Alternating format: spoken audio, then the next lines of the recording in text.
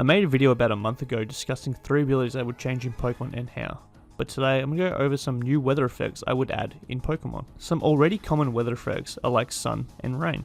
Rain increases water type moves by 50% while decreasing fire type moves by an additional 50%, and also allows moves like Bleak Wind, Storm and Thunder to be 100% accurate. Some Pokemon also have their abilities tied to rain like Ludicolo with Rain Dish and Swampert with Swift Swim.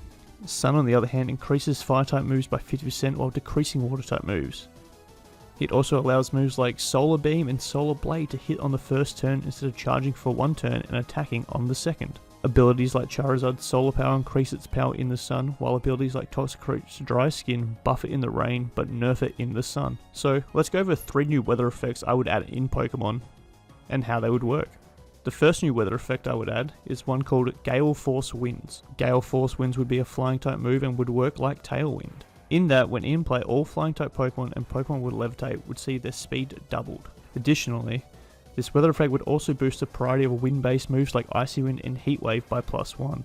It would also work alongside Pokemon's abilities like Brambleghast's Wind Rider and Kilowattrel's Wind Power. Pokemon I would see gaining this new ability to summon Gale Force Winds on entry would be Rayquaza and Kilowattrel. I know Rayquaza has Airlock and Delta Stream, but I still think it would be cool. The next new weather effect is a weird one.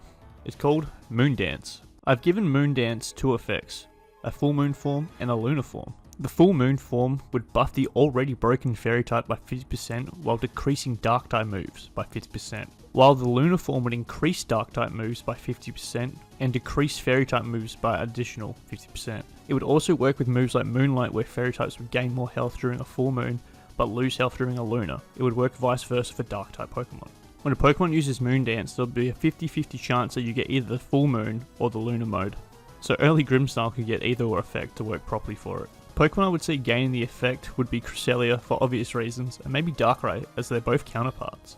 I originally wanted to call this ability Lunar Dance, but Cresselia took that one. This last one's probably the coolest one I came up with. It's called Geodraconic Storm.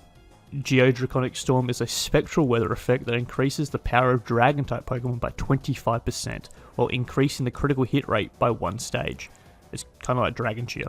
This weather effect wouldn't just increase Dragon-type moves, but any moves the Dragon Pokemon currently has. An example would be a Choice Band Dragonite that uses Extreme Speed in Geodraconic Storm would have Extreme Speed buffed by 25% and have the heightened crit chance as well. I know this seems extremely overpowered, but don't forget, before the Fairy type, the Dragon type was running rampant in competitive Pokemon. I know it seems a bit broken to give any particular Pokemon this ability on entry, so we'll just make it a TM for now.